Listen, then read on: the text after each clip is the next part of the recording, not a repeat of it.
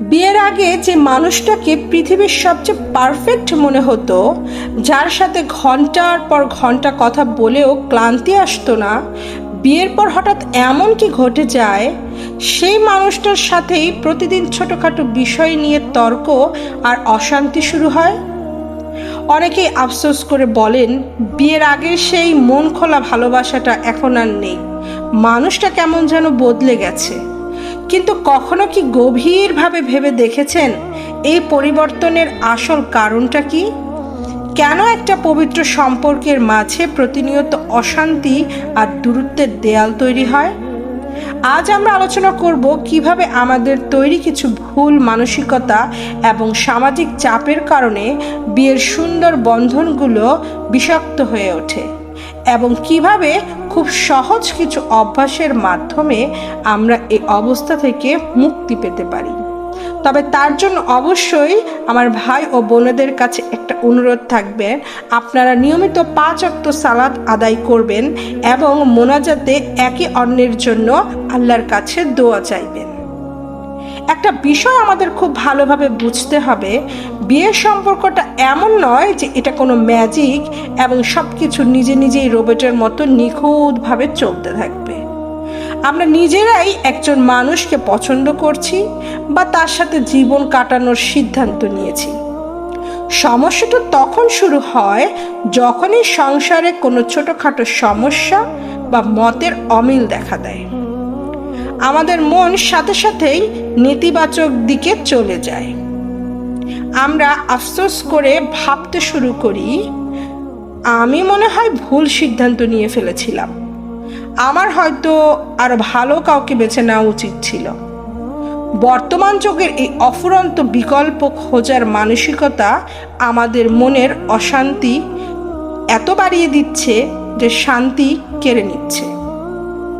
অথচ বৈবাহিক সম্পর্কের মূল ভিত্তি হলো একে অপরের মাঝে প্রশান্তি এবং স্বস্তি খুঁজে পাওয়া। সময়ের সাথে সাথে বাহ্যিক সৌন্দর্য এক সময় নষ্ট হয়ে যাবে, সম্পর্কের শুরুর দিকের সেই রোমাঞ্চ ও দৈনন্দিন দায়িত্বের বোঝা আর ব্যস্ততা কমে আসবে।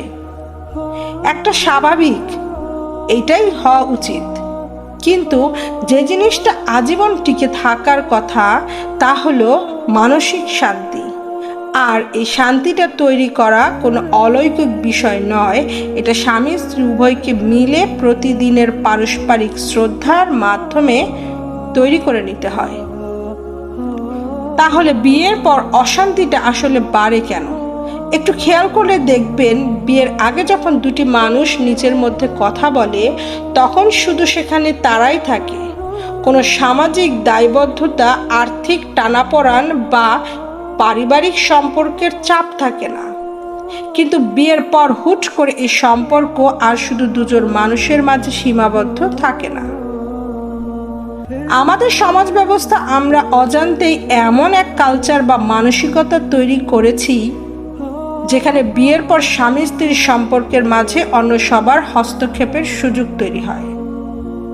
সম্পর্কের মাঝে জড়িয়ে যায় উভয় পক্ষের মা বাবা, ভাই বোন, এমনকি অনেক দূর সম্পর্কের আত্মীয় স্বজনরাও। আর তখনই শুরু হয়ে যায় এক অদ্ভুত প্রতিযোগিতার রেকর্ড স্কোর গণনা করা। যেমন, তুমি আমার পরিবারের জন্য কি করেছো আর তোমার পরিবারের জন্য কি করছো। গত ঈদে আমার আত্মীয়কে এ উপহার কেন দিলে, তোমার আত্মীয়কে তো অনেক দামি উপহার দিয়েছো। তুমি কেন এভাবে কথা বললে, তোমার তো কথাটা আর একটু সুন্দর করে বলা উচিত ছিল। কেন অমুক অনুষ্ঠানে তুমি আমার সাথে গেলে না। আমরা যখন সংসারের এই উপহার, আচরণ আর মন অভিমানের হিসাব নিকাশ বা আমাদের স্কোর কোড নিয়ে ব্যস্ত হয়ে পড়ি, তখনই সম্পর্কের ভিতর থেকে প্রশান্তি আর দয়া জানালা দিয়ে পালিয়ে যায়। ঘরটা তখন আর শান্তির নীড় থাকে না, বরং হয়ে ওঠে এক অদৃশ্য যুদ্ধক্ষেত্র। আর সবচেয়ে দুঃখজনক বিষয় হলো, আমাদের সন্তানরা ছোটবেলা থেকেই পরিবারের এই অর্থহীন তর্ক আর হিসাব নিকাশ দেখতে দেখতে বড় হয়, যা তাদের মানসিকতার উপর গভীর নেতিবাচক প্রভাব ফেলে। তাহলে পরিস্থিতি থেকে উত্তরণের উপায় কি? যখন সংসারে কোনো বড় ঝড় আসে বা সঙ্গী কোনো কারণে চরম দুশ্চিন্তা ও বিষণ্ণতার মাঝে থাকে, তখন অপর পক্ষের ভূমিকা সবচেয়ে গুরুত্বপূর্ণ। আমাদের সবচেয়ে ভুল হয় যখন আমরা সঙ্গীকে দুর্বল বা ভুল প্রমাণিত করার চেষ্টা করি।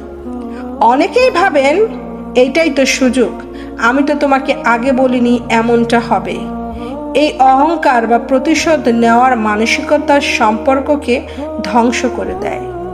কঠিন সময়ে আমাদের উচিত সঙ্গীর পাশে শক্ত হয়ে দাঁড়ানো আর আত্মবিশ্বাস ফিরিয়ে দেওয়া।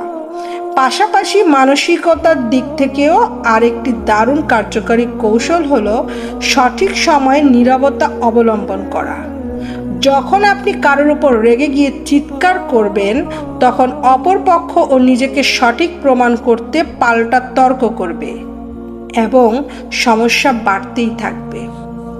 কিন্তু আপনি যদি রাগারাগি না করে শক্ত থাকেন, গভীর কিন্তু নম্র নীরবতা বজায় রাখেন, তবে অপরপক্ষ নিজে থেকেই নিজের ভুল বুঝতে শুরু করবে। চিৎকার মানুষকে দূরে ঠেলে দেয়, আর সঠিক সময়ে সুন্দর নীরবতা মানুষের ভিতরের অপরাধবোধকে জাগিয়ে তোলে এবং তাকে অনুতপ্ত হতে বাধ্য করে। তাই আসুন আমরা দাম্পত্য জীবন থেকে এই ক্ষতিকর স্কোর কোড গণনার মানসিকতা আজই বাদ দিই। অন্য কারোর কথায় বা সামাজিক চাপে নিজের জীবনসঙ্গীর সাথে দূরত্ব তৈরি না করি। মনে রাখবেন, সমাজ কিংবা আত্মীয় আপনার ঘরের প্রতিদিনের অশান্তি দূর করতে আসবেন না। সুখ আর শান্তিটা আপনাকে আপনার সঙ্গীর ভেতর খুঁজে নিতে হবে এবং তৈরি করতে হবে। একে অপরের জন্য প্রশান্তি হন, সমালোচনা নয়। আজকের এই আলোচনাটি আপনাদের কেমন লাগলো এবং দাম্পত্য জীবনের শান্তি বজায় রাখতে আপনার ব্যক্তিগত মতামত কি তা অবশ্যই কমেন্ট করে জানাবেন। ভিডিওটি ভালো লাগলে একটি লাইক দিয়ে এবং আপনার প্রিয়জনদের সাথে শেয়ার করুন। এমন আরও জীবনমুখী ও অনুপ্রেরণামূলক ভিডিও পেতে অবশ্যই আমাদের চ্যানেলটিকে সাবস্ক্রাইব করে পাশে থাকুন। জাযাকাল্লাহু খাইরান।